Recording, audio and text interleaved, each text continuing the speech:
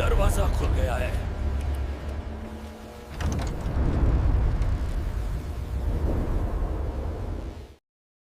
अगर आपको real horror, dark mystery, haunted places, terrifying stories और पैरानॉर्मल एक्टिविटीज पसंद है तो ये कहानी आपको अंदर तक हिला देगी। लाइट्स बंद कर लें, हेडफोन लगा लें और तैयार हो जाएं।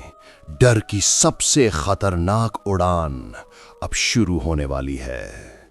तो चलिए अब कहानी शुरू करते हैं। कुछ जगहें ऐसी होती हैं जहां दिन में सब कुछ सामान्य लगता है, लेकिन जैसे ही सूरज ढलता है हवा का बहाव बदल जाता है, पेड़ों की परछाइयां हरकत करने लगती हैं और जंगल देखने लगता है।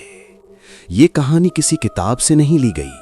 ये कहानी उन लोगों की ज़बानी है जो आज भी उस जंगल का नाम सुनते ही चुप हो जाते हैं, क्योंकि जो जंगल की गहराइयों में गया वो या तो लौटा नहीं या लौटकर कभी पहले जैसा नहीं रहा। मध्य भारत के एक दूर दराज इलाके में एक छोटा सा गांव था, सोनपुरा। गांव के एक तरफ खेत थे, दूसरी तरफ नदी और तीसरी तरफ वो जंगल। गांव वाले उसे सिर्फ अंदर का जंगल कहते थे। बच्चों को वहां जाने की सख्त मनाही थी। बुजुर्ग सूरज ढलते ही उस दिशा में देखना तक छोड़ देते थे। कहते थे, जंगल दिन में पेड़ों का होता है, रात में किसी और का। रवि उम्र करीब 24 साल, शहर से पढ़ाई पूरी करके कुछ महीनों के लिए गांव लौटा था। उसे अंधविश्वास पर भरोसा नहीं था। उसके लिए चुड़ैल, भूत बस डराने की कहानियां थीं। लेकिन रवि एक बात नोटिस कर रहा था, हर साल बरसात के बाद गांव से कोई ना कोई गायब हो जाता था। न लाश मिलती, न कोई निशान। एक रात रवि ने अपनी दादी से पूछा, दादी, उस जंगल में क्या है? दादी ने चूल्हे की आग में लकड़ी डाली और बिना उसकी ओर देखे बोली, वो जंगल अब जंगल नहीं रहा बेटा, वो किसी का घर है। रवि हंस पड़ा। किसका? दादी का चेहरा सख्त हो गया। चुड़ैल का। रवि को हंसी आ गई, लेकिन दादी की आंखों में हंसी नहीं थी। दादी ने धीरे धीरे कहानी शुरू की। करीब 40 साल पहले उसी जंगल के किनारे एक औरत रहती थी, मालती। खूबसूरत लेकिन अकेली। लोगों का कहना था वो जड़ी बूटियों से इलाज करती थी। एक दिन गांव में बीमारी फैली, कुछ लोग मरे। गुस्सा, डर सब मालती पर निकल गया। एक रात उसे उसी जंगल में जिंदा जला दिया गया। मरते समय उसकी चीख जंगल में गूंजती रही, मैं लौटूंगी। उसके कुछ महीनों बाद लकड़हारे जंगल में गए। सुबह एक भी वापस नहीं लौटा। जहां कुल्हाड़ियां रखी थीं वहां काले बालों का गुच्छा मिला। उस रात से जंगल बदल गया। रवि अब बेचैन था। उसने तय कर लिया वो सच जानकर रहेगा। अगली सुबह वो अपने दोस्त अमन और दीपक को साथ लेकर जंगल की ओर निकल पड़ा। गांव वालों ने रोका। एक बूढ़े ने कहा, अगर जाना ही है तो सूरज ढलने से पहले लौट आना। जंगल के अंदर हवा ठंडी थी। पेड़ इतने घने कि धूप जमीन तक नहीं पहुंचती थी। थोड़ी दूर चलने के बाद अमन बोला, यार, यहां कुछ ठीक नहीं लग रहा। तभी उन्हें पायल की आवाज सुनाई दी, छम छम, लेकिन वहां कोई नहीं था। अचानक दीपक चिल्लाया, वो देखो! पेड़ों के बीच एक औरत खड़ी थी, लंबे खुले बाल, सफेद साड़ी और पैर उल्टे। अगले ही पल वो गायब हो गई। अमन के नाक से खून बहने लगा। दीपक कांप रहा था और रवि के कान में किसी ने फुसफुसाया, तू भी यहीं रहेगा। जंगल में अंधेरा घिरने लगा। जैसे ही वे लौटने लगे उन्हें एहसास हुआ रास्ता गायब हो चुका था। पेड़ों के बीच हंसी गूंज रही थी और उसी हंसी में एक आवाज, अब कोई वापस नहीं जाएगा।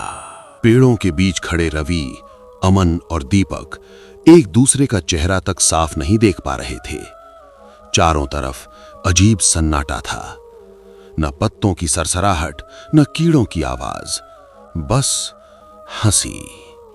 वही धीमी, खरोंचती हुई हंसी जो सीधे दिमाग में उतर रही थी। अमन ने कांपते हुए कहा, रवि, ये जंगल नहीं है, ये कोई जाल है। रवि ने टॉर्च जलाई।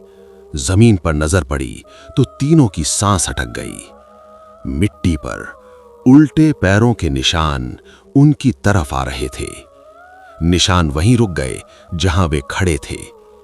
दीपक ने रोते हुए कहा, वो हमारे पीछे नहीं है, वो हमारे बीच है। अचानक टॉर्च की रोशनी एक पेड़ के तने पर पड़ी। वहां वही औरत खड़ी थी, लेकिन अब वो सुंदर नहीं थी।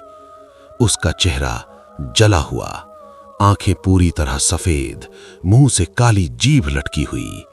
उसकी आवाज एक साथ कई लोगों की थी। तुम लोग भी मुझे देखने आए हो? रवि ने हिम्मत जुटाकर पूछा। तू कौन है? चुड़ैल की हंसी गूंज उठी। मैं वही हूं जिसे तुम लोगों ने जलाया था, मालती। उसके चारों तरफ आग की लपटें जैसे हवा में तैरने लगीं। मुझे मारा गया, लेकिन मेरी आत्मा को इसी जंगल ने पकड़ लिया। चुड़ैल ने बताया, जिस रात उसे जलाया गया उसने बदला नहीं मांगा था, उसने सिर्फ न्याय मांगा था। लेकिन गांव वालों की नफरत ने उसे चुड़ैल बना दिया। अब ये जंगल मेरा शरीर है, और जो भीतर आता है वो मेरे डर को महसूस करता है। दीपक अचानक जमीन पर गिर पड़ा। उसकी आंखें पलट गईं, मुंह से झाग निकलने लगा। चुड़ैल ने कहा, कमजोर मन सबसे पहले टूटता है। अगले ही पल दीपक की सांस रुक गई। जंगल ने एक और नाम अपने पास रख लिया।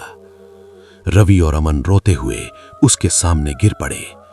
रवि बोला, हमें छोड़ दे, हमने तुझे कुछ नहीं किया। चुड़ैल चुप हो गई, फिर बोली, अगर जाना है तो सच बाहर ले जाना होगा।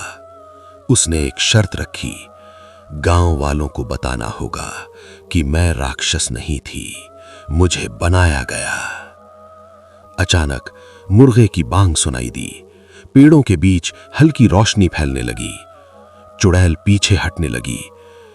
याद रखना, अगर सच भुला दिया तो जंगल फिर बुलाएगा। एक तेज हवा चली और सब कुछ गायब। रवि और अमन होश में आए तो वे जंगल के बाहर थे। सूरज निकल चुका था, लेकिन दीपक, वो कभी वापस नहीं आया। रवि ने गांव में सबको पूरी कहानी बताई। कुछ लोग रोए, कुछ शर्मिंदा हुए, कुछ ने यकीन नहीं किया। लेकिन उस दिन के बाद जंगल में जाना बंद हो गया। रात को किसी ने हंसी नहीं सुनी। गायब होने की घटनाएं रुक गईं। आज भी अगर कोई रात में उस जंगल की तरफ देखे तो हवा में एक आवाज गूंजती है, सच याद रखना, वरना मैं फिर लौटूंगी।